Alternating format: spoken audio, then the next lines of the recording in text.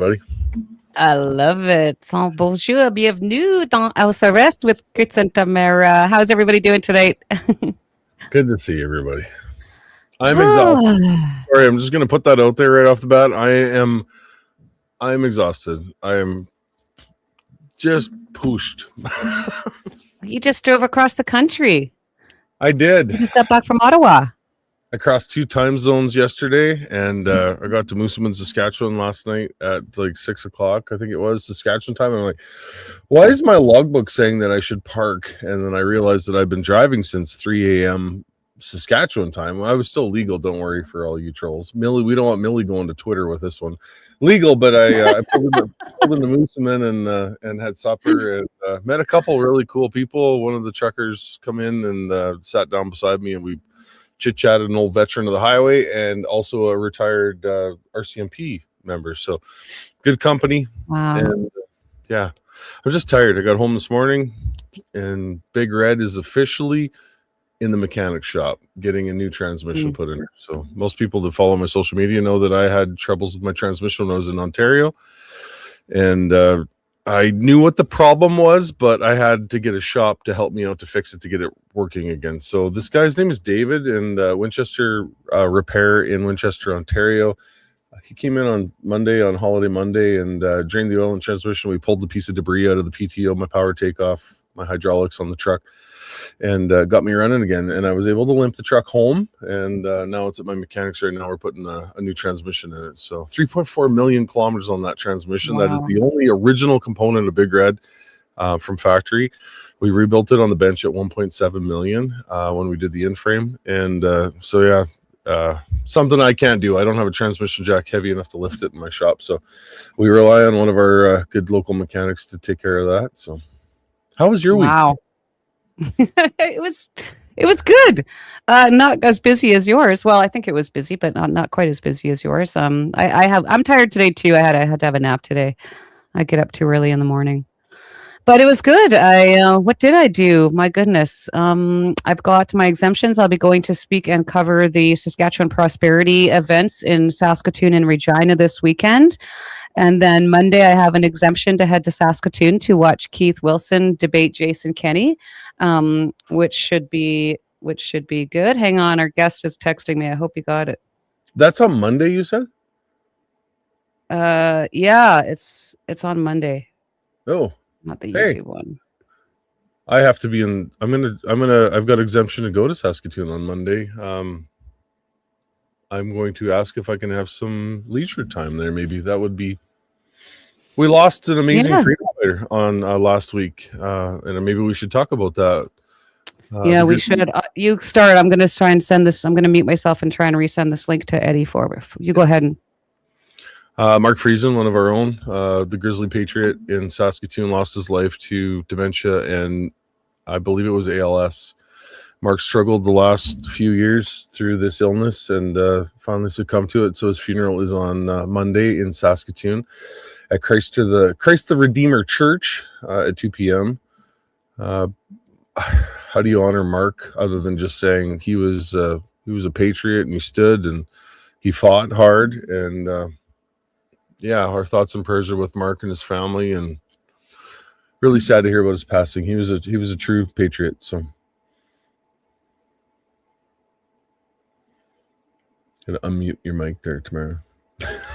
I said he absolutely was. I mean, I've obviously followed Mark for a long, long time, and it's a huge loss for his family and the community. Definitely, I hope that I'm sure there'll be a massive turnout for his funeral. So I'm really glad that you get to go, and sad that I won't get to go. But I got approved for it today. So I was just thinking, your time for the Saskatchewan Prosperity Project on Monday in Saskatoon is from what time? It's Saturday from 2 p.m. to 6 p.m. at the Delta Marriott in Saskatoon, and then at the Atlas Hotel in Regina from 2 to 6 p.m. on Sunday. And then I'll be coming back and then driving up to Calgary on Monday morning. So I'm just going to get Tasha to call Eddie here because he's having some issues getting in here. I updated my phone and now I can't figure out how to do anything with it. There we go. Okay, Tasha, I'm just sending you Eddie's number if you don't mind maybe trying to walk him through this.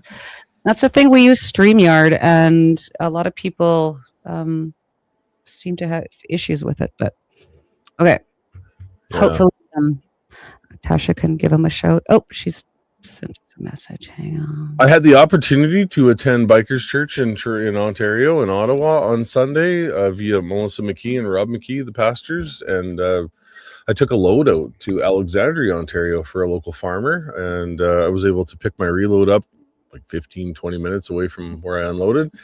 And then I booked some time so I could attend church on Sunday, and I spent some time at the McKee's residence outside of Ottawa. And I don't know, I've never met anybody that isn't awesome in the Ontario region.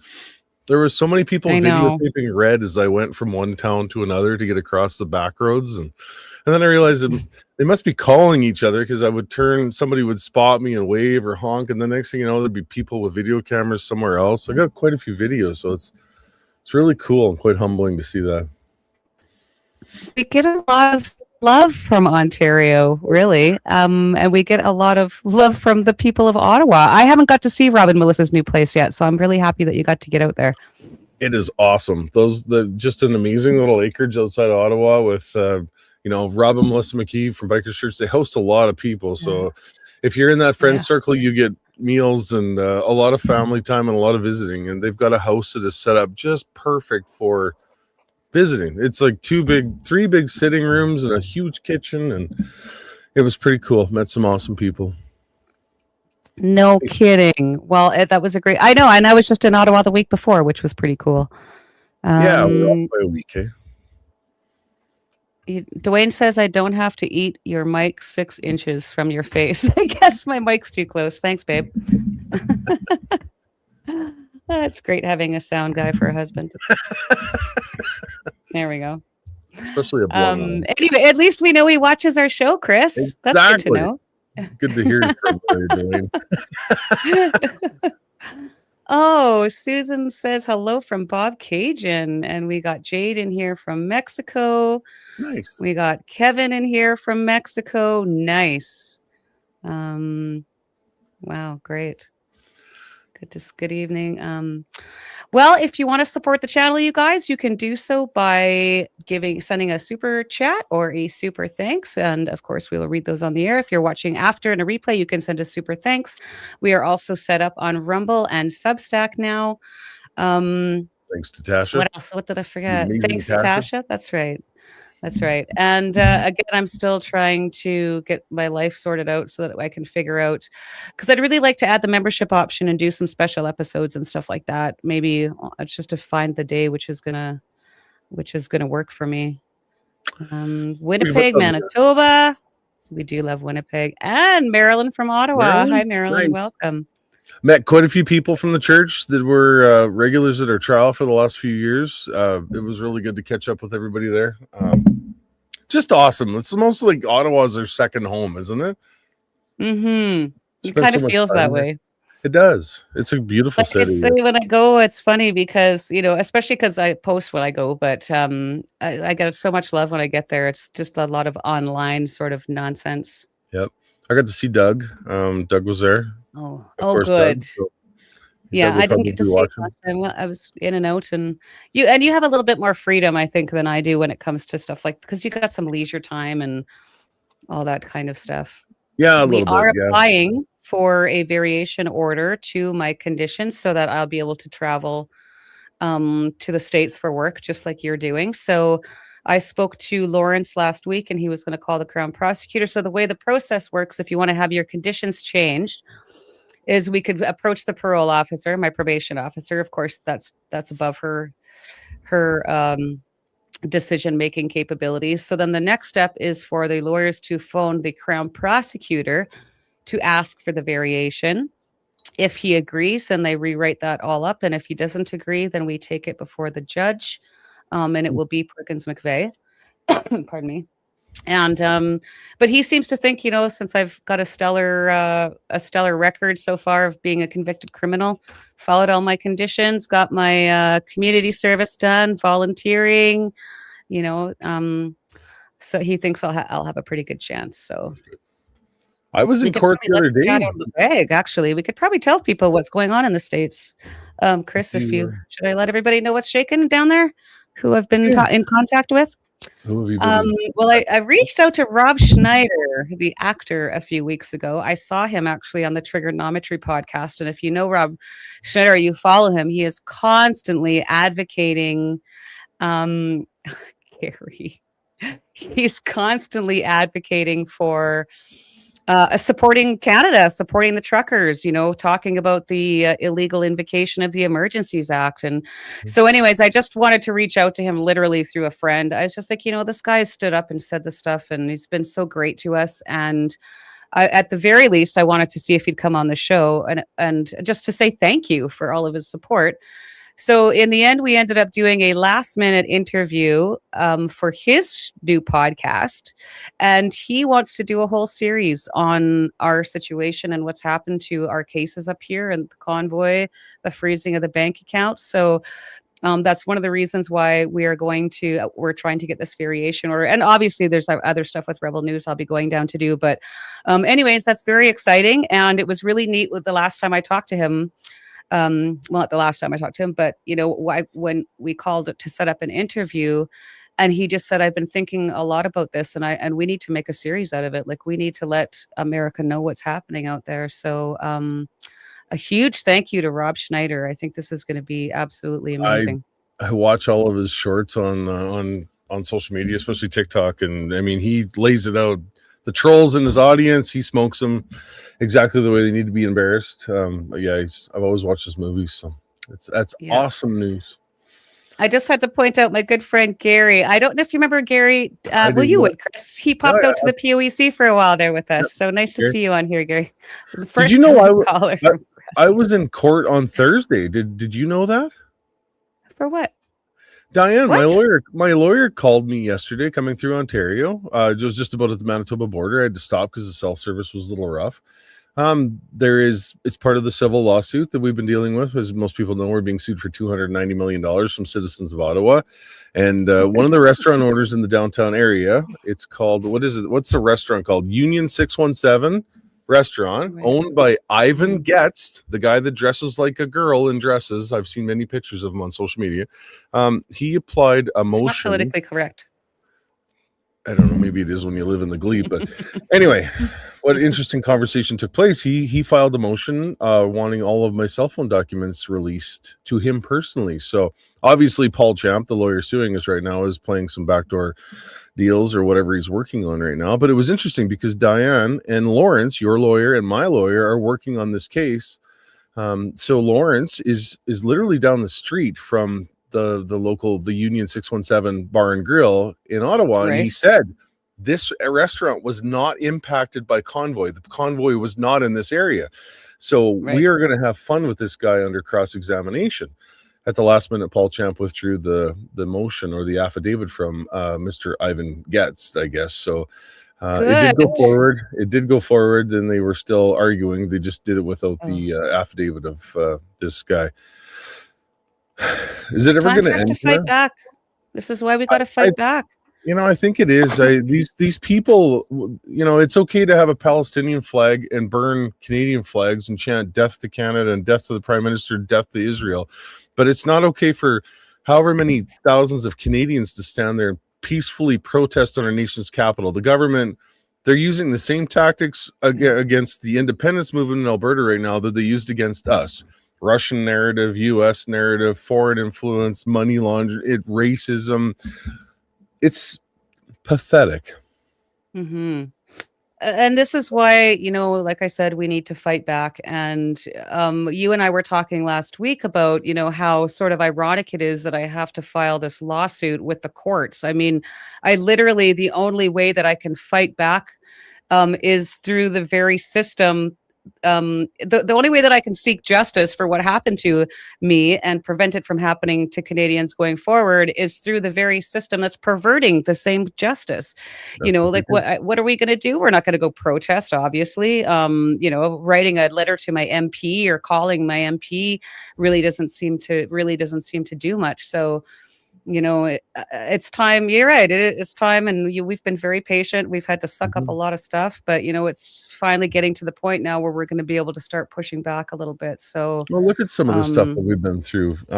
Bridget Belton equivalated Melissa McKee, the pastor from Bikers Church, in my photo on Facebook or Twitter, wherever I've seen it. And she said that God basically looks at Melissa and I as the same as a pedophile and a murderer. This is the vileness of wow. the stuff that we've been subjected to over the last number of years when you're dealing with people like the mentally ill Chatty Ross or Bridget Belton, or they're constantly at us every day. And then you have to worry about the trolls on the left, which I'm really not sure if who's better or worse, but this is enough already. They're mostly bots. Yeah, they're mostly bots. You're right. Well, we got Eddie in backstage. I see he made it successfully. So I'm going to introduce him. But quickly, before I bring him on, there's one more thing I wanted to mention. A good friend of mine who is also a veteran from Powell River is going in for his cancer surgery tomorrow. He's living in Burnaby with his sister right now as he's been sick, but his name is Ray Lust. I got to see Ray when I was in Vancouver for the Canada Strong and Free Network conference. And it's a fairly non-invasive surgery. The problem is that he doesn't do well under anesthesia. So if everybody out there could kindly say a prayer tonight for my good friend Ray Lust, who proudly served his country. He is a hero in my eyes, and he's a very good friend. And I wish him a successful surgery for tomorrow. And speaking of veteran heroes, backstage, we have the one and only Eddie Cornell. Now, I know a lot of you will know or be very familiar with Eddie. For those who don't, he is retired warrant officer. He served as a gunner. That's so awesome, because if I ever had a boy, that's what I wanted to name him, was Gunner. He was a gunner, and he served from 1975 to 1974. Eddie, I was only like 3 years old when you joined, I guess. And then he served again from 2019 to 2013. And he was the recipient of the Medal of Bravery. Welcome to house arrest, Eddie. How are you? Oh, mic's off there, Eddie. Oh, shoot. I can't hear you, buddy. We just had this problem with Chris, too, but you're not muted. So Thank you, Susan. Don't worry. Hi.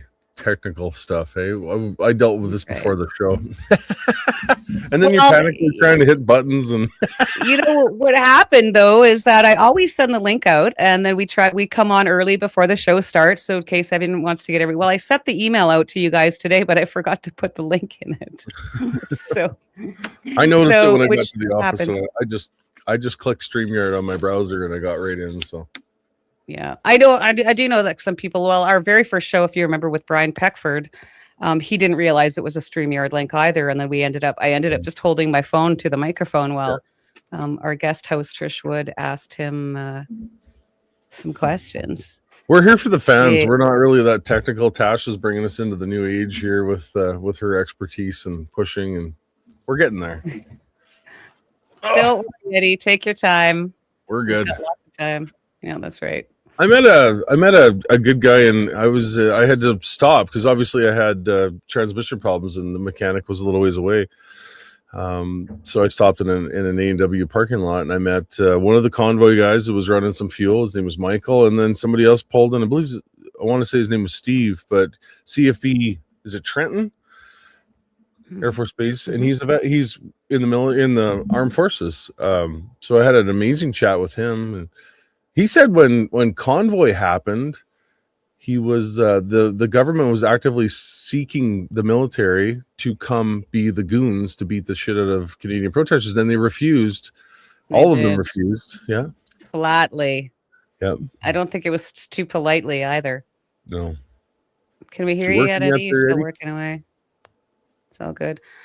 I know, we were in Ottawa for a while, quite a while before I realized that they were having the services every day at the War Memorial. And and we got to go, the last few ones we got to go to, which was really nice. But, there was nothing that made me so proud as, when these guys, remember when they put the fences up around the war memorial. The city did, and the veterans all came in and shoveled all the snow, and they took down that fence and they stacked it very nice and neatly. And then they stood on guard. Yeah. Yeah, I walked around the corner that day. I think was it Tom Marazzo and I were heading down to the war monument when the veterans took the fence down, and I got a little bit of it on camera on a TikTok. It was emotional because then, you know, all these veterans, they took the fence down and they're like, we'll stand here and guard this. Of course, the media and the government made it sound like people were urinating on the war monument or disgracing it, and they weren't. You know, like there was animals in Ottawa, so if there was, you know, a yellow spot on a snowbank, it obviously wasn't a person. It could have been an animal. Yes. Yeah. We got you, Eddie? Can you hear me? There you go. Hallelujah. Oh, my apologies. Don't be. Somebody doesn't want me to show up tonight. I think that's what it is. Oh my God. Hey, I got to correct something. You went right back to the beginning of I am not a hero. Okay. I'm just a guy. So all the heroes, they are no longer with us. That's the way I look at things. I like that. I agree, Eddie. I have a hard time with that too, because I don't feel like a hero. People, of course, tell us that, Chris and I, that also often, but I think it's also a little bit dangerous because I don't want to be put on a pedestal, because when you say the word hero, when I think of the word hero, I think of something that I can never achieve. I can never achieve that level of grandiosity or whatever you want to call it. But anyone can do what all three of us in this chat have done. So I appreciate the sentiment, but I'm just me. Yep. I'm just a guy. Oh, and by the way, you mentioned I was a gunner. Well, I have my Alaskan Malamute right here beside me. His name is Gunner. So. Oh, really? Oh, wow. Cool. Nice. That's awesome. So how have you been, Eddie? I've talked to you a few times the last little while. Good. It's so good to see you guys. You too. It's unbelievable how 5 years have passed. You know, we've been through hell and back, all of us, and there's still a long road to go. There and is. Just, today with the post that you mentioned, V4F, I'm sure we'll get to that. But I couldn't resist looking down in the comments. Oh my God, we can't live amongst these people. They're just like. Agreed. Yeah. I think I'll take part responsibility for that, Eddie, because as soon as my name is mentioned, I seem like I trigger the left. I like to play with them and I troll them and I comment back on them. And if you ignore them, they eventually go away. But I believe every troll deserves a little bit of attention. So, yes, I would never. And I agree. Yeah, I just wouldn't call people some of the names they call in their comments. I mean, you can be critical of someone, but you don't have to go to the sewer with your language, the way that I see them trashing all of us. And I would ask these people, what have they done to make a difference? That's what I would ask them. Well, they simply complied, I think, and that's what I hit them back with that when they're like, you're a criminal, well, and you complied, so good job. I mean, one of the best comments I saw today was, Veterans for Freedom defecated on the war memorial. No, they didn't. Oh my gosh. Really? I tell them to turn the TV off because you've been lied to. The sad part, the absolute sad part of that is that most of a good portion of the people that are commenting are trolls or bots. Like most of them aren't even real people. But second of all, I mean, I don't care what they call me, but I mean, veterans have always had a very, very special place in my heart. And I know that there's bad ones just as much as there's good ones. But that really is disheartening. And most of these people that are real humans that are making these comments, were in BC at the time, or they were in Northwest Territory. Like they're not even from Ottawa and weren't even there. No. So I don't even pay attention to that stuff anymore. I do the investigation into them. I actually click on their profile and look through their photos. And a lot of times they look like they're in their 60s or 70s, which my father's 73. I was sitting having coffee with Dad, I think it was last week, the week before, and I said, I couldn't imagine my 73-year-old father saying some of the ridiculous things that I see 70-some-year-old people say to me on social media. And then when you look through their profiles, you see pictures of their grandchildren, their family, and I'm like, Yeah. do better. This is where we're living. Yeah. Do better. You know, They're all the no space for hate crowd, right? No space for hate, but then they're on there calling you like a see you next Tuesday, or wishing you would just die. Or a Ukraine flag in the I profile turned picture. 69 last week, and I can't identify with the boomers. I just can't. I'm not one of them.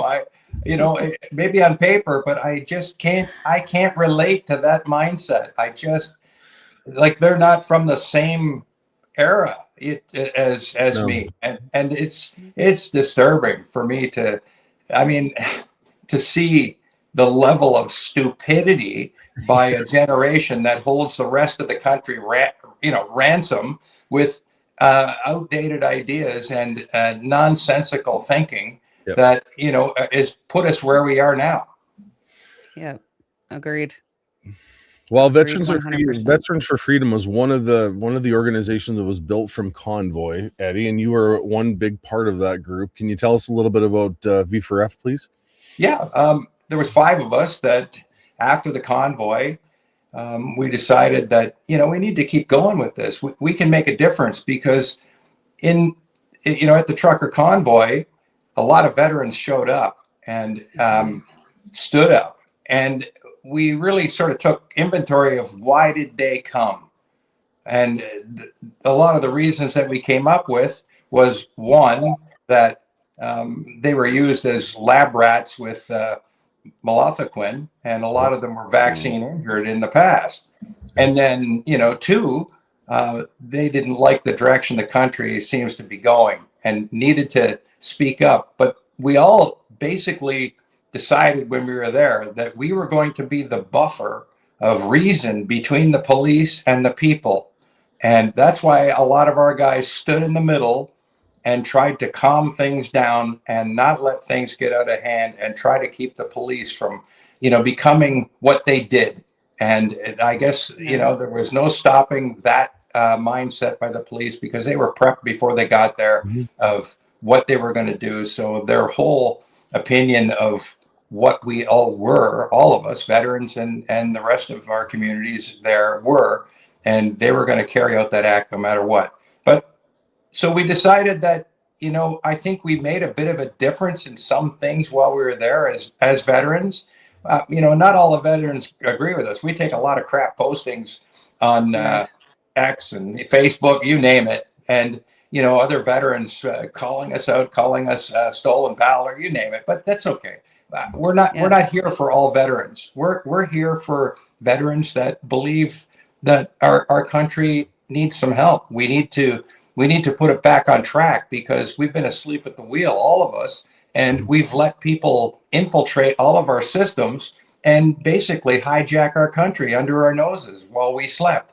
And I hope it's not too late. I feel it's not too late, but I know that, I say to people, be prepared. It's a long fight. We're not all going to hit the finish line. All of us aren't going to make it there strictly because of, we'll in my case, at 69 years old, I might time out before things happen. And a lot of people have been left behind who didn't make it. So we have to finish the fight for all of the people in the country and all of those who won't be there to finish it.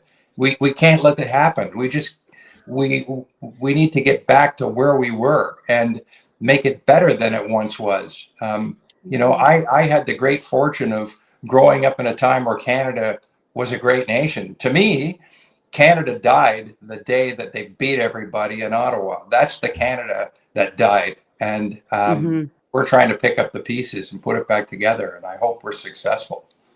I know I've talked to a few vets too that obviously were there. And well, even Chris Deering testified and at the Public Order Emergency Commission. And one of the things that I'll never forget that he said was what you just mentioned. And he was an injured veteran, by the way, badly injured in Afghanistan. And he went because he knew what was coming. He knew what the police were going to do. And he knew that the civilians on the ground were not prepared for what was about to come. And so, like you said, a lot of the vets that were there, I was in jail already, Chris was on his way home, but they stood there, like you said, as a buffer to protect Canadian citizens. Even still, Mhm. it was amazing. And, it was just surreal. I was really surprised at just how many veterans actually came to Ottawa. I mean, one of my best friends now in life, Big Scott, I don't know if you remember him, Scott Henderson. I was at the War Memorial, and this big guy came up to me and he says, "Are you Eddie?" I said, "Yeah." He goes, "Yeah, I heard your call to come, and I got my truck, and here I am. What do you need me to do?" So, and he came all the way from New Brunswick. And, people drove in from BC when they heard it. So I was like, it was really, how would you describe it? It really hit home with me, when the guys answered the call and came, and they did what they did. And so many veterans who you see doing things still across the country, making small differences in their communities. And, I think it's great. I mean, they're doing their best where they can. And I think people, that trash our organization, Veterans for Freedom, they have no idea what we've done behind the scenes. And I'm not doing it to brag, but we have done a lot for people that are in distress in this country. And, we've raised a lot of money for people and help their situations, which of, Tamara, with, I won't mention names, but that it's made a difference in some people's lives in a big way. And, if we got to take some incoming fire because they don't know any better, or it's just something that they get, get pleasure out of by trashing us, that's okay. We can take it, we have zero. What's the expression? We have zero F's to give. Or we have zero That's one. That's right. So, yeah, I mean, we're not going to get a butthurt out of being called a few names and stuff. It makes us laugh when we have our morning coffee. So, anybody out there that wants to throw all the shit posts at us, keep it coming, because we love it. And it's the best thing we see in the mornings when we have our coffee. Absolutely. And for those that don't know, go ahead, Chris. I just wanted to mention that Veterans for Freedom has actually raised over $500,000 total to help vaccine injured people, to help people with their legal fees in different cases, to help fellow veterans. So you guys are doing amazing work. I was getting I hadn't heard much from V4F for a while, so I'd actually been meaning before all this came about to reach out to find, out what was happening. But I see that you've made some changes, but you guys are ramping up to be more visible again. We are. And, we're going to hand the reins over to new leadership, and that'll be coming up fairly soon because, fresh blood, fresh ideas. And Veterans for Freedom is going to be back stronger than ever. And, we've got some great guys in the organization. And, we don't want a top-down organization. We want a bottom-up. And, some of our best ideas come from our members right across the country. So some people have stepped up. And in the coming weeks and months or so, you'll see some real changes with Veterans for Freedom. And of course, I don't know when you want to mention with the sales of the merchandise and so on for yourself. Sure, we can do that. Yeah, we can do that right now while we're talking about it. Okay. Yeah, that's absolutely amazing. Okay, go ahead. Well, we thought, how can we help you, Tamara, with the lawsuit that you've got going? So what we're doing is from all the sales that people purchase from veteransforfreedom.ca, all the profits for that merchandise is going to go straight to your legal team. Now, there's 3 things on there. Let me just name them here that aren't part of that because they're from some of our outside friends, and that's Daisy Media, Ethos and Eris Project, and Mayday. But everything else, site-wide on Veterans for Freedom, is all profits are going to you, like your legal team. And we're happy to be able to do that because, what you guys have been through in the past 5 years, most people would have been completely devastated and crushed. And, the mental strength and physical strength that you guys have shown and resilience, that's very rare. It's a very rare quality. And we love you guys, and Mm. we want you to succeed, because when you win, we win too. Absolutely. Eddie, I've always said this when we were in Ottawa at Convoy, one of the proudest moments I think I could have been for just a civilian attending that thing with all it was to be there with the veterans. I was Yes. there. We walked down the day they took the gates around the war monument there, and I got a little bit of on camera. And then I was there when the goon squad showed up to stomp our feet, for taking those fences down, and we stood our ground. We held the line, and they backed down and they went away. And what did Veterans for Freedom do? And that, those vets, they stood on guard and they protected that war monument for the remainder of the protest, up until, police beat the living daylights out of veterans on that, that ground. Yeah. Chris Deering lost his medals on the ground there. Disgraceful. It's disgraceful, Totally yeah. disgraceful. And here we are 4.5 years later, and there's zero accountability for any of the actions taken by government officials or those goons. They weren't law enforcement officers, they were goons, because I know many amazing law enforcement officers, members out here, and those weren't them. They were goons. 100%. Yep. Chris, he's the best guy. And, when he said to the police, I'm a severely wounded veteran. All I ask is don't hurt me. If you're going to arrest me, I'll go completely willingly. And when they pulled him from the ranks and threw him down to the ground, and 3 of them putting the boots to him, that was the most disgusting thing I think I witnessed. And then, some of the others, like Big Scott, they took him out to a holding area outside of town in 25 below weather, and then left them there, after 2 hours of riding around in a paddy wagon. That's respect. And, it's just, it was disgusting that it wasn't just veterans, but anyone that was treated with such disregard, it's for everyone it was just such a peaceful protest. Nobody showed violence. That was the best part. Nobody showed violence, and it exposed them for the tyrants that they were. 100%. And the world saw it, and it changed the world. It really did. Yeah. A lot of people don't know about the Starlight Tours, as they're called. And the police literally were driving people, like you said, to the outskirts of Ottawa, dropping them off in a snowstorm. A lot of them, their cell phones didn't work anymore because their batteries had gone dead, especially in the extreme cold. I think it was I know it was a snowstorm. I believe it's about minus 30 degrees out. So a lot of people, and they were dropped off and said, hey, if you go that way, you're going to be arrested again. This is your options. Go here or here. And if you go that way, you're going to be arrested again. And they were just dropped off there.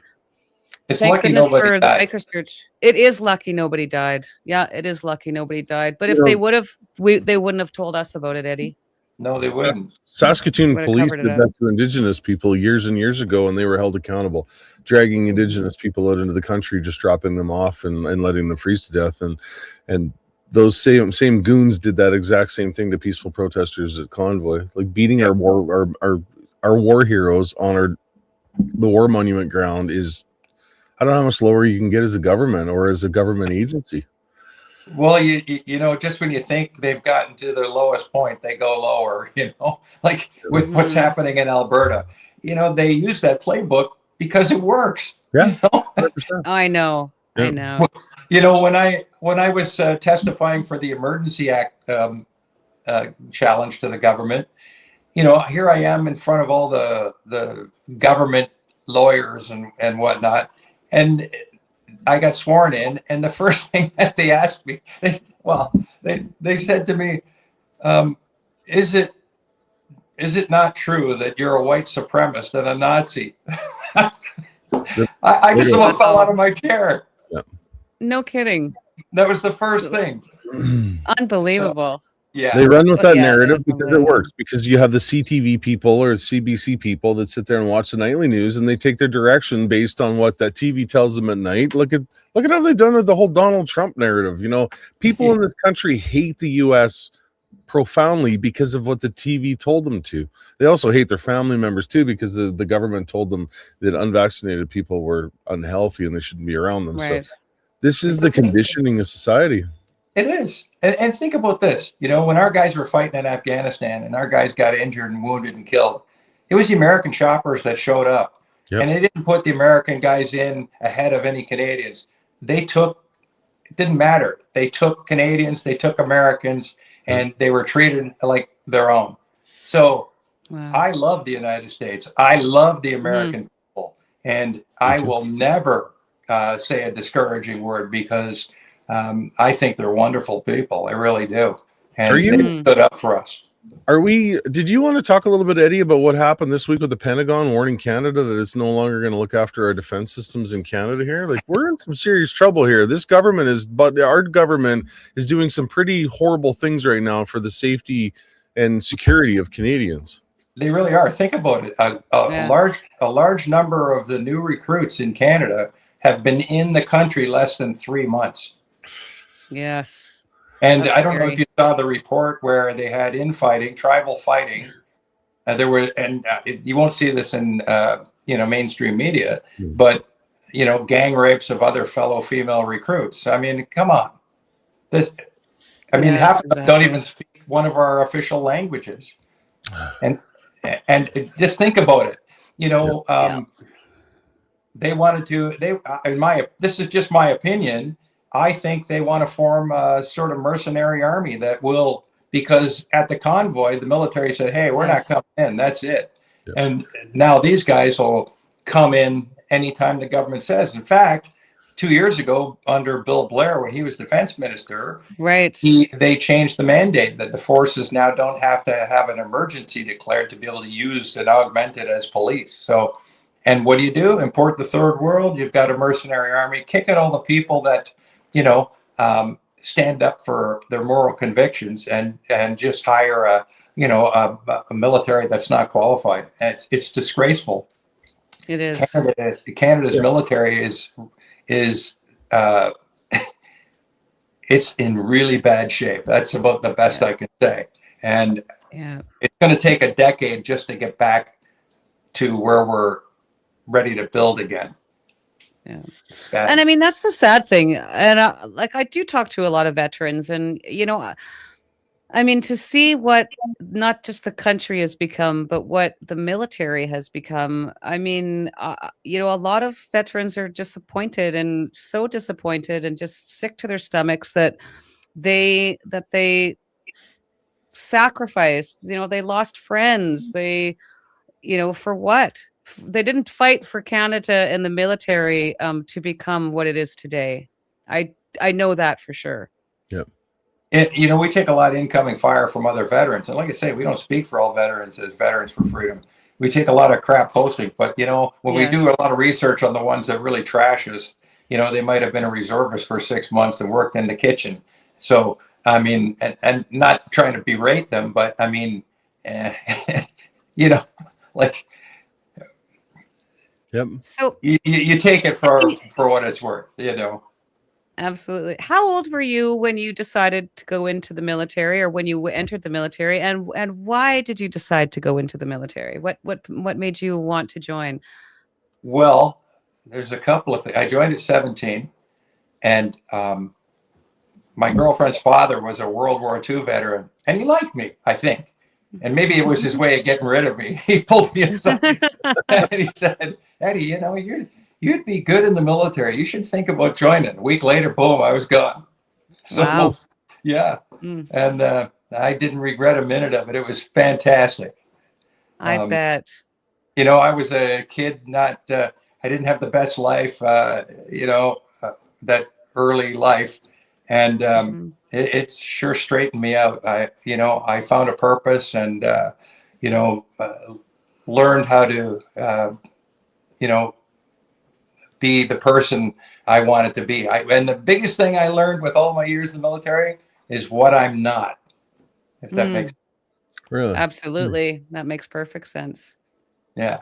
I always wanted to go into the military. I can shine a boot. I was in Air Cadets for a while when I was in my teenage years. And I remember, of course, we got to go to CFB Moose Jaw and go up in the glider. And we went to CFB, is it Cold Lake? Yeah, the one in Cold Lake. and did some stuff there. And actually, when I was young and in Air Cadets, my dream was to grow up, join the military, and become an air traffic controller. Oh, Okay. But of course, that didn't pan out. Well, life throws curveballs, and you go in a It direction does. to go. Like, Yeah. would you ever have dreamed, 6-7 years ago that you'd end up doing what you were doing? None of us did. no. I think Yeah. it, and this is my humble opinion. I think all of us that were put there, all the people that came were chosen to come. Does that make sense? Yeah, Yes, 100%. it does. Yeah, it does. Because we're just ordinary people, and yet Yes. we move the needle, Yeah. and it just shows what ordinary people can do. Yeah. I always tell people when I meet people on the road driving truck that, I'm just a guy. I'm just a truck driver from Saskatchewan that got involved with something way bigger than I ever anticipated it being. And I've been on one hell of a ride for the last, 4 or 5 years, but I'm still standing, and I'm standing because of the grace of God. If you were involved in Convoy, you felt the spirituality in Convoy and just what we were doing there. It was, you couldn't not feel it. It's true. Yeah. The energy was unbelievable. Yeah. And I've never experienced anything like that in my life. Of all the things in my life, I think that was the most significant event, life-changing event that I've ever experienced, ever. Wow. Yeah. After all that time serving in the military, that's incredible. Yeah, it really was. I mean, I never felt, I guess, more rewarded for actually doing something than that. Right. And I think everybody that was there probably felt the same thing. Yeah, absolutely. You're bringing me back to memories of that too, like Vincent Gersey and you were quite often together, and always Tom, together. I watched the rivalry between Drew and Tom, and war buddies, and they just beat the daylight out of each other verbally all day long. And I met some amazing veterans there. I met a lot of amazing people, period. But some of the veterans that showed up, and those friendships that were there, I wouldn't trade it.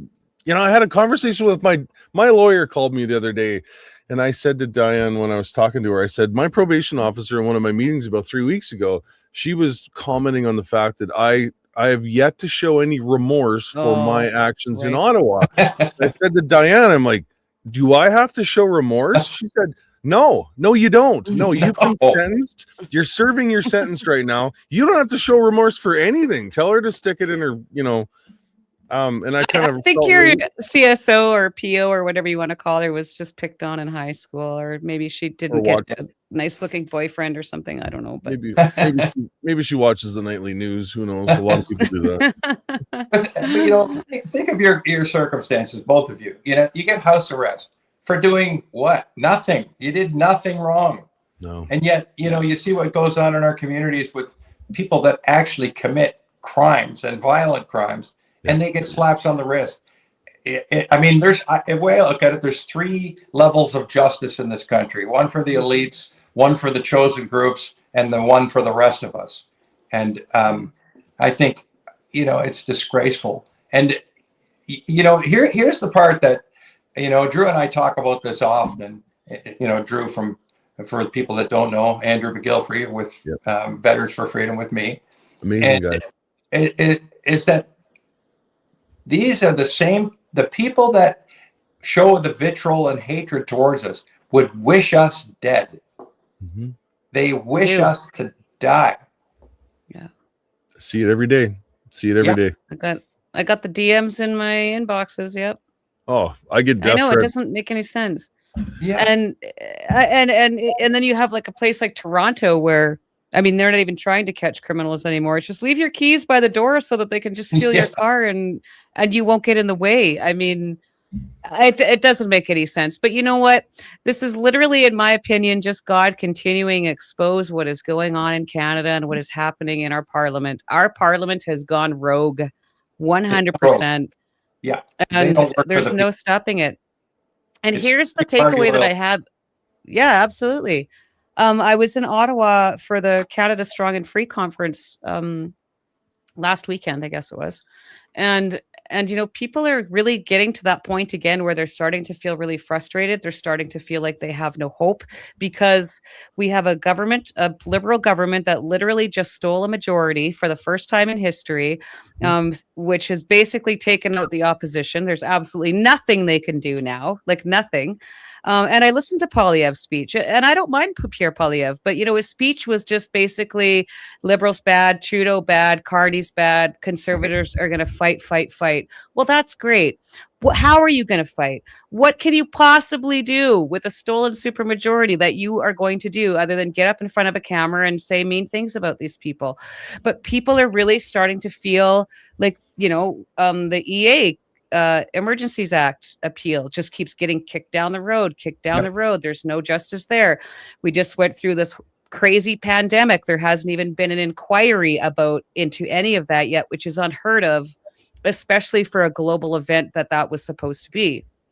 And I think honestly, Eddie, that's why a lot of people are really getting behind my crowdfund for my lawsuit, because they feel like it's a way at least that we can sort of push back somehow.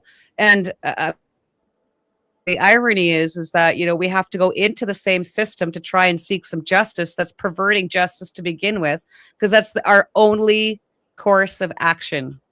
Well, you know, they want us to go kinetic is what they, in my opinion. Yes, that's what they try to do. You know, but here's an idea, just a thought, and a random thought of mine is, okay, the liberals control everything. Well, here's an idea. All of us invade their party and become delegates and take it over. That's it. Mm-hmm. Yeah. Yeah. You know, that's one tactic. Yeah. I mean, that is a great tactic. It can be done. Yeah.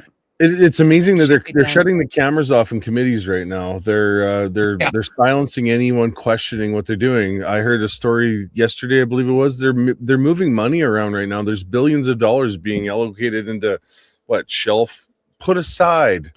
Our snowbirds are grounded at the end of 2026 season, you know, and of course there's the lefties out there saying, well, they need to be maintained. You know, what year is Donald Trump's helicopters that fly him around on? Those are ancient and they are maintenance. Maybe if I said this in a social media post a little while ago, maybe if we painted the snowbirds yellow and blue, Mark Carney might support them. But, you know, and then they took communist red. Yeah. Well, they took $4 billion out of the Veterans Affairs budget.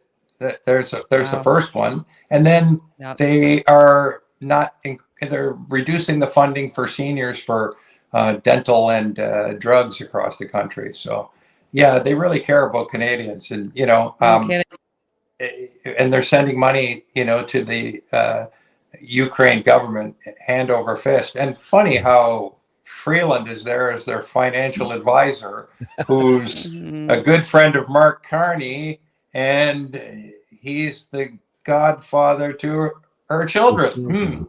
Can you spell money laundering? Yeah. Right before she left, don't forget at Christmas time, right before she quit, he just made a random trip to the Maritimes, I believe it was, with a suitcase full of money and sent that off to Ukraine too. And then like 2 days later or 3 days later, I think she resigned.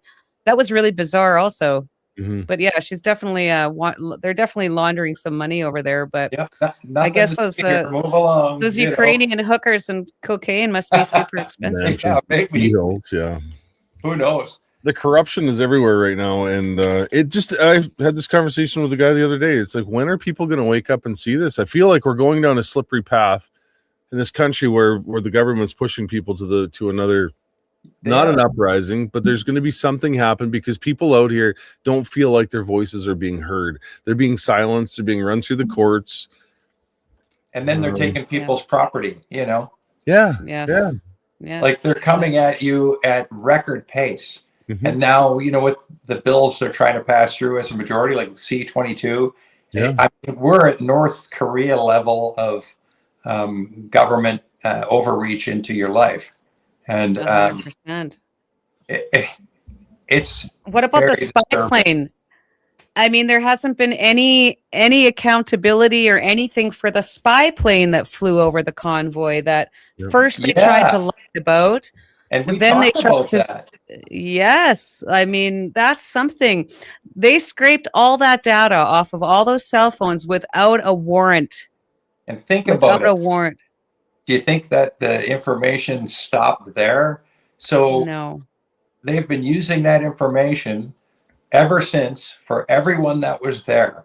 Mm-hmm. So they can track and know where everybody was or where they lived, that they came from. They've got all your passwords, all of your information, and they're setting up profiles to, with their AI computers to kind of keep an eye on things and see if there's patterns and so on. That was a real intelligence gathering exercise for them, and it's still in play. Yeah, 100% it is. Well, they're not going to give What is it that going up to so take, easily. Eddie? What is it going to take for people to wake up in this country and say enough? I mean, we did the most patriotic thing by standing there peacefully protesting in Ottawa, and we were peaceful despite what people see on the news. It was a peaceful protest. We cleaned the streets. We fed the homeless. We were standing there for Canadians. And when you're looking at the vaccine injured people right now across this country, those are the things that we were trying to prevent. We've got a pandemic of cancer, but nobody talks about it. Yeah. It's off the charts with people that are getting side effects from these vaccines, but nothing to see here, and it's disturbing. I don't know if people will wake up. I really don't. You would have thought by now, but I don't know what it is that makes them so they can't see.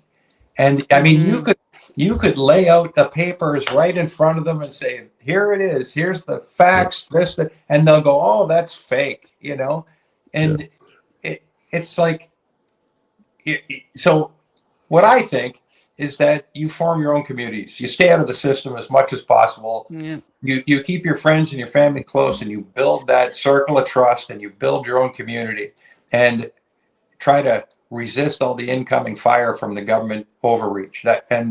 And I think that's how we have to move forward. I really do.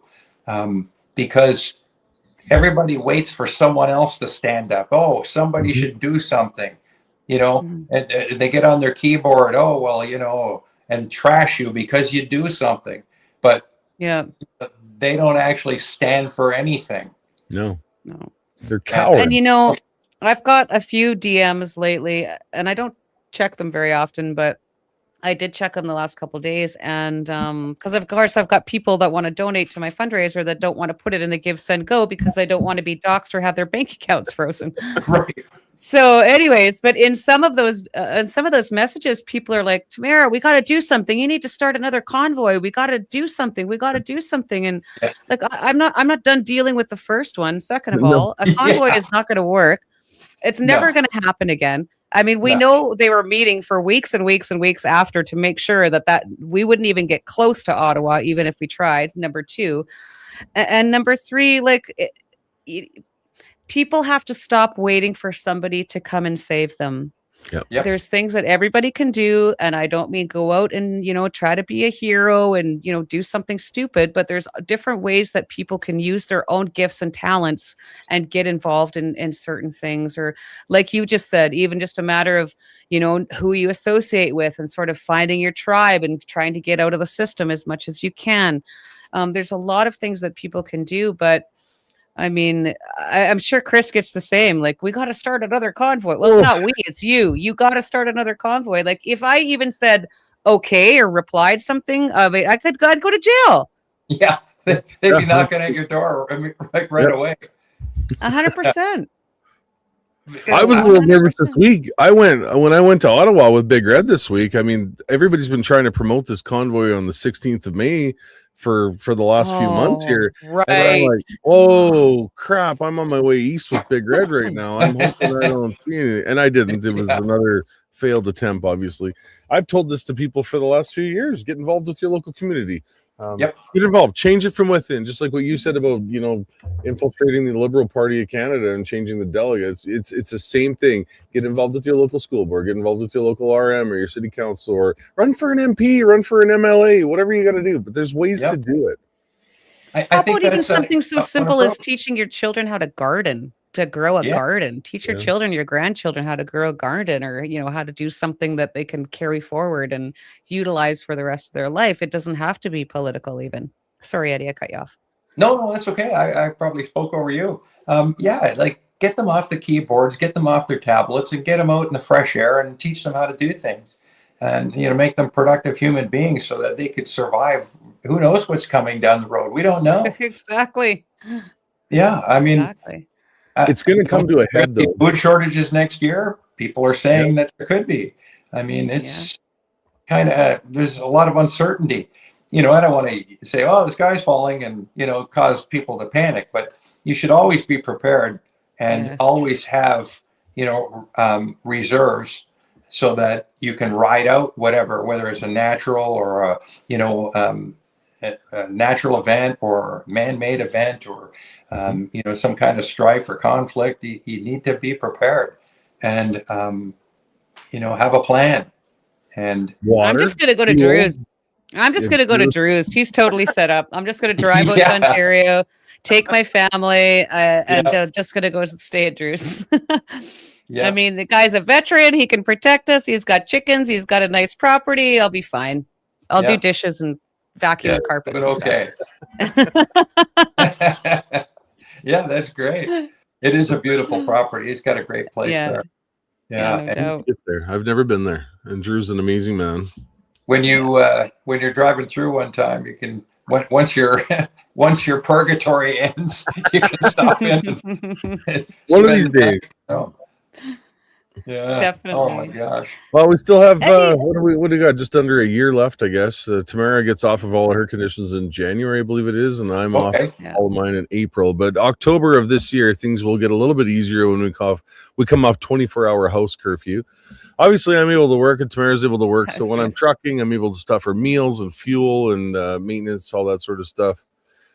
So it's been good. I mean, but honestly, I'm on the farm here too. So who's to say that I'm stuck on the farm? And tonight I got home and I put the rototiller on the tractor and I was rototilling tree rows. That's awesome. As long as I don't leave the property, which I mean, there's 160 acres here. I don't really need to leave. So you're so lucky. Yeah, I'm so glad I don't live in an apartment. Can you imagine living in an apartment? I would go crazy. At least we have a yard and a garage and. But I think we're off of house arrest in October 6th, and then we have a curfew from 10 p.m. to 5 a.m., which is actually pretty hilarious. As a 53-year-old woman, I'm quite okay to be back in my house and in bed by 10 p.m. Yeah. It doesn't really feel like a punishment, if I'm being honest. I see. They could go a step further and tell you, you have to have lights out at 10 o'clock. Yeah, that's right. Yeah, exactly. At least they're not that bad. I can stay up as late as I want. Oh man. You have to have a sense of humor about it. I mean, I think that's one of the important things for all of us is to try and at least maintain a bit of a sense of humor about all of this, because it is so over the top ridiculous. And I mean, and what's the alternative? Otherwise, I think we would lose our minds. You still have to laugh, if there's no laughter in your life, you're done. And no matter how, I mean, that's the big thing with veterans is, no matter how bad things are, we're always shit talking each other and, cutting each other up and cracking jokes. And that's just the way, that's how we fly. And, a lot of people don't understand us because we're always chucking crap at each other, but we're the first ones to stand shoulder to shoulder with each other too. And I wish the rest of Canada was like that, because we're going to lose our country if we don't. And I don't want to lose our country and become, communist without saying we're a communist country, because we're a hair's breadth away from that, in my opinion. And 100%. Do you think we're already there, Eddie? I really do, without saying, and I think right now, you mentioned with them, all the grift and all the money that they're taking here. And here's the way it is they know we know, and they don't care that we know. They don't so care. They do it anyway, even though they know that we know, right? Yeah. When you think about what they've done, they have literally sabotaged Canadian values and Canadians' future for a vote. Yeah. That's what the Liberal Party of Canada has done.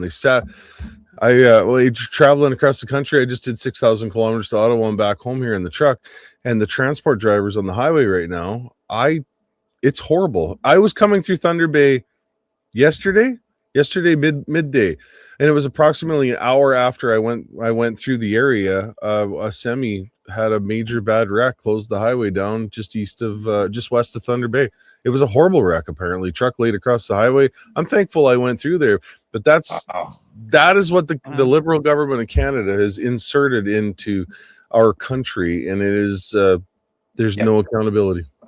No, there's not. And the worst part is, accountability seems like a distant dream, but I think there will be at some point. I think the pendulum will swing the other way, but they hope that we'll give up before then. Yeah, I don't know. I think we picked a couple stubborn ass people to fight with in this movement, didn't we? Like Tamara, myself, you. There's some stubborn people in there that don't like to give up, right? That's true. Yeah, that's very true. Well, and I think it's even more than just about the vote. I mean, it seems to me that specifically Western democracies have literally just become a purse for some globalist or WEF member. They're just parachuting these globalists. And I hate to sound like a conspiracy theorist, but it's true. Mark Carney hadn't lived in Canada for 10 years. He was selected, not elected. You will never convince me otherwise. He was appointed as prime minister the first time, Yeah. And he literally, it's literally just become that these leaders are getting parachuted into these countries with like a lot of taxes, so they get the purse, the taxpayer wallet to spend on whatever they want. And, I hate the carbon tax because I know it's the stupidest thing ever. I hate when Mark Carney talks about decarbonizing oil or decarbonizing this. Like, do you know what would happen if we were decarbonized? Yeah. Or dead. It doesn't even make any sense. There would be none of us. Exactly. The Liberal government just makes up these stupid effing words. Yep. But even still, we're paying the carbon tax. If one frickin' red cent of that money was coming back into Canada to help the veterans, to help our seniors, to help our vax injured, to ease the burden of our most vulnerable, or, the people that I see walking into the food bank 3 times a week, if any of that money was coming back into the country, okay. But when we're constantly sending it to the Ukraine, or it's going for gender studies and studies and race patties in China, or I read something else today, there's billions of dollars going to some other country now about gender this or gender that. It's nonsense. We need to take care of our people first. And then if there's money left over, then we can send it to these other countries to help them. Because I think Canadians are okay to help other people. I think we're genuinely generous and kind people, and we want to help, but not to our own detriment. When you see 10 cities in every major city in this country with safe injection sites right now, downtown cores of major cities are like zombie apocalypse days, with people wandering the streets asking for money, or the crime rate in these cities, and the government can't help them out, but the government can send, what was it, $20 million to, I don't remember what it was, gender equality studies in Egypt or something like that. It was a few years ago. Ethiopia. Come on. They spent $800,000 to put a Canadian sign on a beach in Ghana telling people not to shit on the beach. Really? $800,000. Yeah. Yeah. Oh my God. I mean, I would think that would be obvious, but that seems a little bit over the top to me. Yeah. It's. Yeah. I remember a case quite a few years ago. This is actually pre-COVID. And I remember there was a case in Toronto, and there was a public park across the street from a big seniors complex. And the stairs, I read, that had gone down into the park, there was a little bit of a slope, and then they had to go down in. Well, the stairs had been damaged, so the city was going to put in some new stairs. And of course, it was taking them forever because they got to have consultants, and then they got to have meetings about consulting more consultants, and then they got to have the permits, and they got to get, all the things. Well, in the meantime, this guy got sick and tired of watching these senior citizens fall. He goes out and buys some lumber, makes a staircase with a banister so these senior citizens can come. For I think it was like $500 he did all this. Whereas, when the quote was coming in from the city to build this stairs for the seniors, it was like over $100,000. So of course the city came in and ripped it all out. But I mean, give me a break. Government, and the same with the budgeting system when it comes to government organizations, or that if they don't use or waste money at the end of the year, they don't get the allotted that same amount of budget. Like, this is government taking your money and just wasting it. They are spending recklessly. They don't have any accountability. Why don't we just start a new party and just put Canada first? Can we say that? Any good ideas, Tamara, Eddie? You're starting to sound a little MAGA there, Chris. You're gonna trigger some trolls. Right? Hold back the MAGA, my friend. Yeah. Just kidding.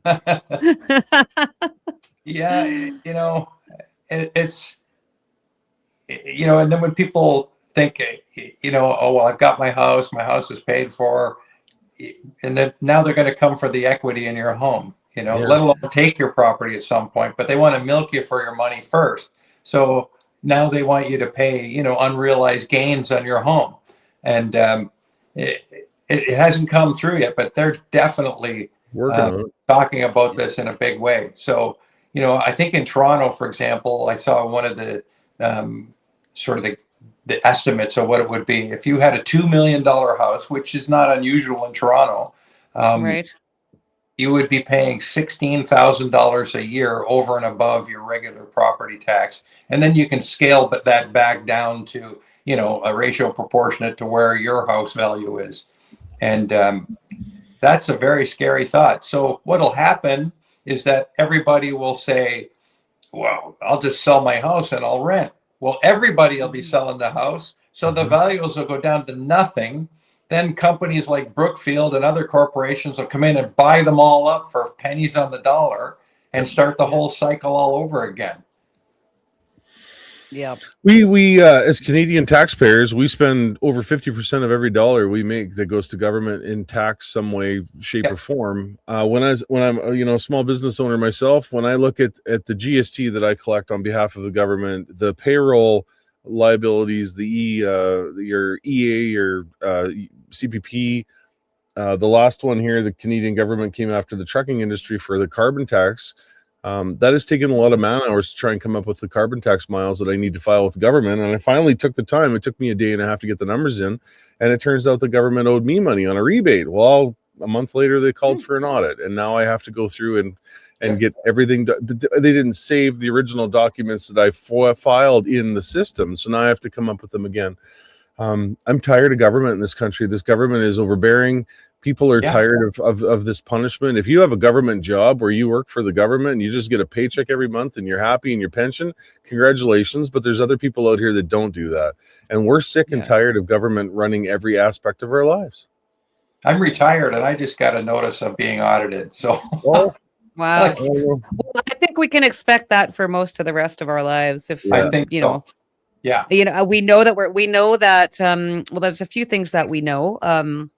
We know that all that data out there that was stolen on that spy plane is still out there being shared with God only knows who. Don't know where it is. We know that although we're not supposed to be flagged with the banks anymore over our frozen bank accounts, we definitely are. I'll probably never be able to get a mortgage again. If I buy a house, it's going to have to be with cash. So, which is not happening. And you can't spend over $10,000 in cash. Of course, yeah. Right? But I think the Convoy had something to do with that too. The $10,000 in cash. Really, like they want to know everywhere.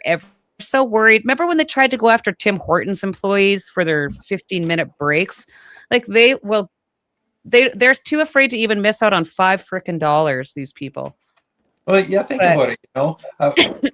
All of us, like I had my accounts frozen, like 256 other people, yeah, Mhm. yeah, and they froze people's bank accounts who donated $50, that are out in BC and didn't come to yeah, Ottawa, and yeah. but you get Catherine McKenna can't keep track of 96 billion, nothing to see here, but they make life hell for somebody that donated $50. Eddie, where are you guys at with the lawsuit right now? I know you were one of the ones that spearheaded the lawsuit against the government, and the government's fighting you obviously as hard as they can. Where is that at right now? Can you give everybody an update? Sure. Yeah, the Emergency Act lawsuit is now before the Supreme Court to see if they're going to be if the government's going to be granted leave. And in my opinion, it probably will, because you've got the Chief Justice with his opinions earlier at the Convoy, not knowing that it would actually end the way it did, and his comments would be, Justice Wagner, that his comments would come back to bite him. Dick, right? Yeah. His first name is Dick. Yeah. Yeah. Yeah. But so I don't know. I think it may go forward. So they've lost twice. 4 judges have said the government acted illegally. But remember that Justice Wagner is a liberal appointed judge. Yes. So will they get their answer that they want? It's quite possible. I mean, I'm not throwing in the towel. We're ready to fight them if this goes forward the way it is looking. But the way I look at it, win or lose, we still won. Absolutely. Yes. We won hands down, and Yes, we did. they just, are trying to beat us into submission. But it shows. So I think that victory they'll never take away from everybody in the country that stood up for it. And, and regardless of that. So Wagner, do your best. That's what I say. Mhm. And we'll be here. We'll still be waiting. Like that sign on that beautiful Peterbilt on where was it? Rideau, Sussex area. It said, "I would rather die on my feet than live on my knees." And I think a lot of us, that's exactly the same sentiment. I know that this will haunt me for the rest of my life. I will be in the courts and in the lawsuits, and I'm good with that. Bring it on, because I've got stamina. We're on the naughty list. Exactly. Yes, we are. Yeah, no kidding. The super naughty list. I know. But Eddie, they have lists of the lists that we're on. Yeah, it's. But if that's the price I got to pay, oh well, bring it. Right. Yep. Yeah. They've made us a lot more famous than we ever needed to be, just by persecuting us as far as they've done right now. And I don't think any of us asked for it, but we felt the calling, right? I to go back when I was a schoolboy, I used to get the strap now and again. Yep. I was kind of a defiant little kid, and I guess this is what shaped me to be a person that stands up. I'd be in the principal's office ready to get my strap and my hand sticking out. And he was a World War II vet, and he loved giving me that strap. And I remember the very first time I held my hands out and he wound up and he gave it to me. And he said, "Well, what do you have to say for yourself?" I said, "You hit like a girl." Right? Oh, Oh, wow. "Get out of my office, get out." And I out in the hall, I was crying, but boy, I didn't show him, I'll tell you that. Wow. Wow. Eddie, you started in the military in 1975 when Tamara did the opening. I was born in 1975 for crying. I know. I joined the military 51 years ago. Can you believe that? Oh my God. Like, I was talking with Drew earlier today, and if you, like, when I joined, to think back 51 years, and a guy in the military, he would have joined the military in 1924. Wow. Yeah, no kidding. That's the relationship. Yeah, 51 years. I can't believe it. Here I am. I slipped into geezerhood very quietly. And it's just the way it goes. That's history. But Well, we I appreciate your up in service. 2013, so I'm still fairly current, you know. Yeah. I saw a lot of changes over the years, you know.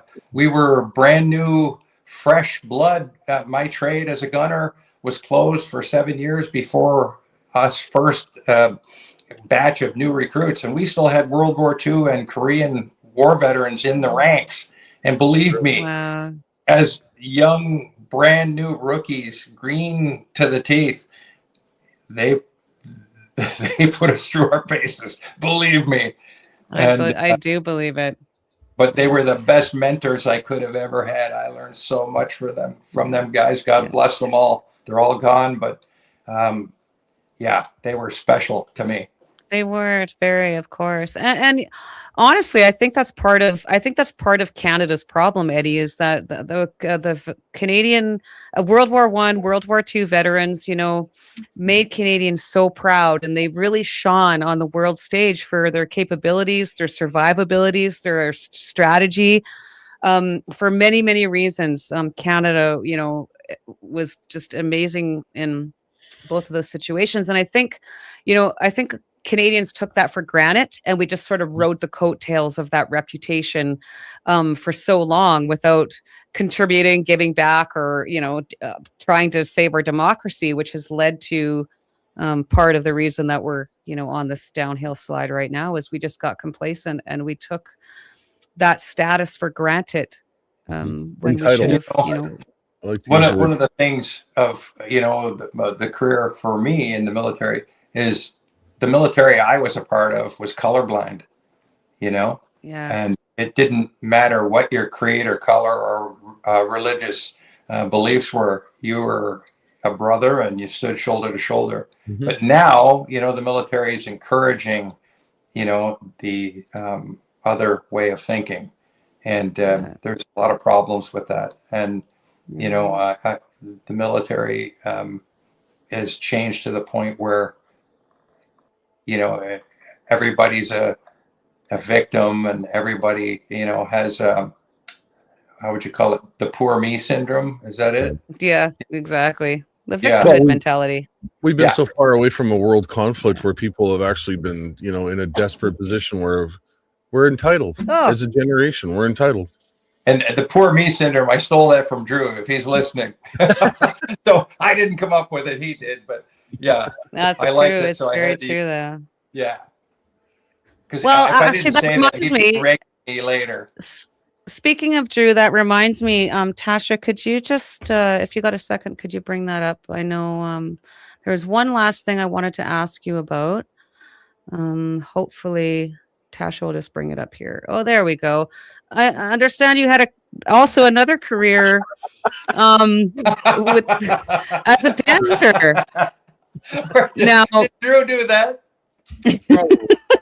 Oh my God! I think that's great. I think that looks great, and I would have definitely paid money to see that show. Oh, and that's too funny.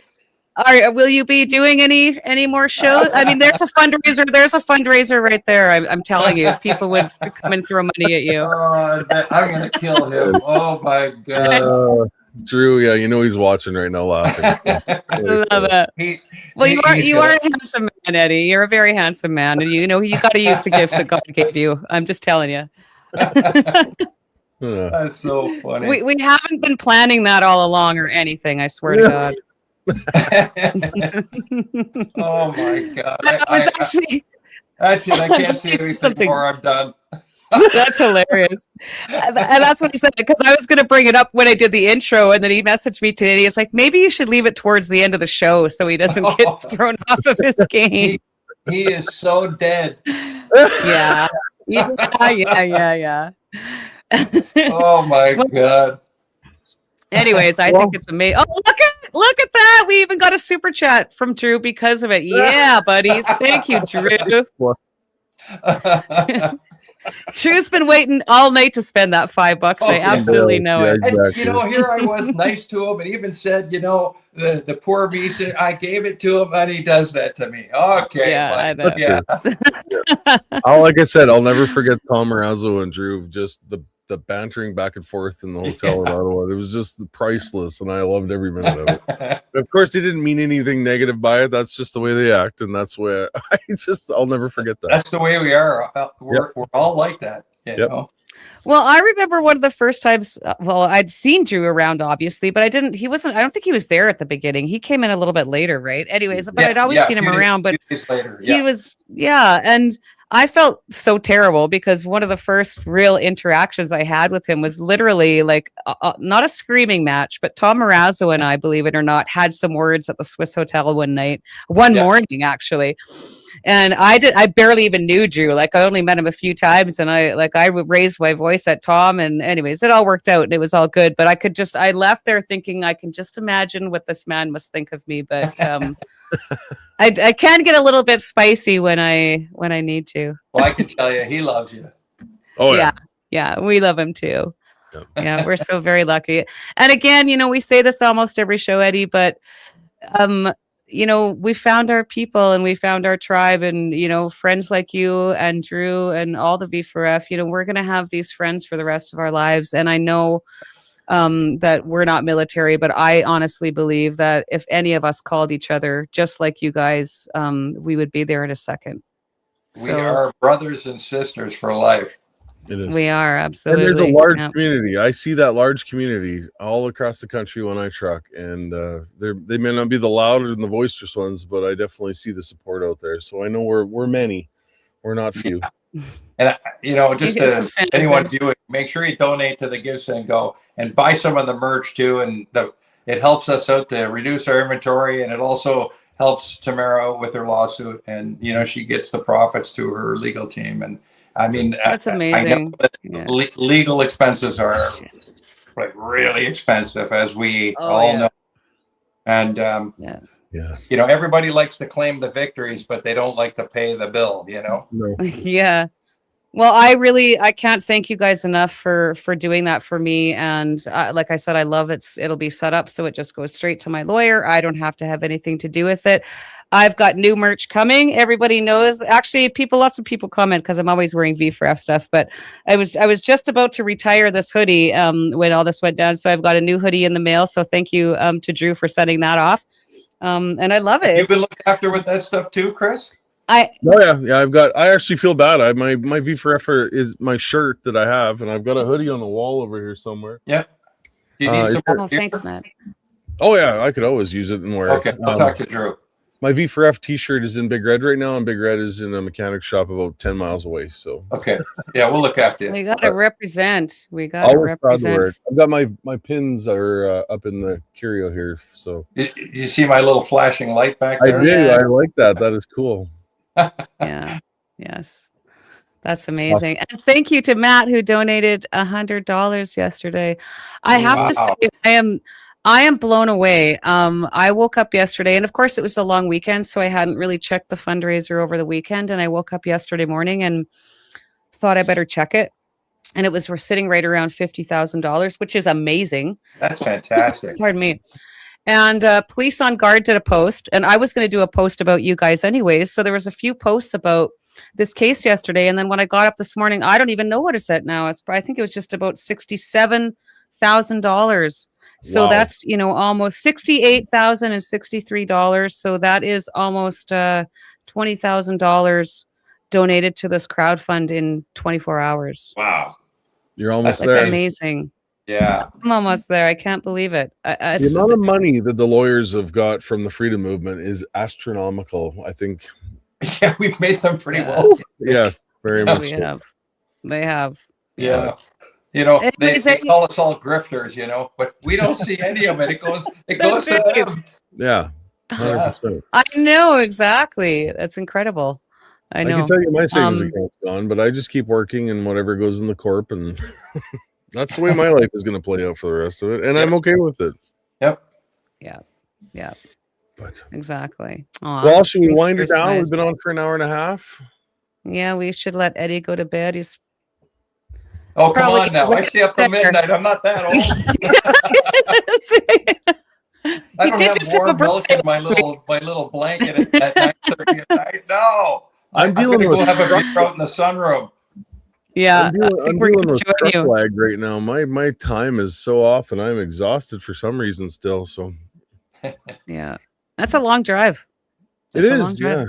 yeah. Yeah, that's a lot of So, miles. Wow. yeah. Limped her Well, home though. you Eh? let us know Limped if her. you are going to be making it out west anytime soon, and if not, then we won't probably see you till after the house arrest is all over. But it would be Okay. great for you guys to come on a road trip. Yeah, I'd love to see you guys in person. Well, Yeah, we'll make it happen. We'll make it happen for sure. For And sure. you never actually know. You never know when will end up out there. So I'll just have to keep Okay. you posted. Well, you So, always have all right. you have places to go. We'll always look after Yeah. you. oh well. Thank you. Thanks so much for coming on, Eddie. We My really pleasure. love you and appreciate you so much. And enjoy the rest of your night. And I will cheers your beer in about 5 minutes. Thanks, Awesome. guys. Thanks, Eddie. Okay, Appreciate have a it. good one. Okay. Wow. And that's amazing. Thank you. My heart is full. My heart is full. We have the best friends, Chris. We do. We have, yeah, absolutely. Convoy created that, as I more than well seen over the last 4 years. It's amazing. Yeah. The amount of people that pass Big Red on the highway, I'm watching, when people are passing, because I'm always curious to see what the reaction is. And, a lot of people will be like, I can always tell some people will pass and then think, oh my, and then they slow down and, give a wave and then drive off. Some people pull right over on the shoulder thinking I can just stop the truck and have a conversation with them. I can't. So the amount of people that reached out to me when they knew I was going east this week and then west, can you stop here? Can you stop there? I can't right now. I'm under conditions and I'm allowed to work, so I can only stop, when I'm allowed to have a meal or fuel up or that sort of thing. So people are pretty, once they understand that, it gets pretty good. But I got a lot of messages like that, and I hope they understand. So Definitely. And we try to see, under different circumstances, we've always tried to see, as many people as we possibly can in those situations. So 100%. I think we're very lucky. Hello, Tamara and Chris. I'm from Medicine Hat, living in Texas. Hello, Ashley. Hello. Nice. That'd be a few trolls in there. we got- Tasha's been kicking them out at random. So good job, Tasha. She's on it. see, yeah, she is on top of it. I'm telling you. The Muppets. We got Ted Coots coming on next week, which I'm super excited about. He's got a great story, and a lot of people that know him, he founded the Vaccine Choice Canada quite a few years ago. He's got an amazing story. What do we got after that? So we got Ted Coots coming up. I think the one after that, we're going to have Dan Hartman on the show for our No One Gets Left Behind episode, which is our vaccine injury profile episode. We do the first episode of every month. And I'm really excited to hear about the movie. The documentary has been busy. I see they're going to be in Toronto again right away.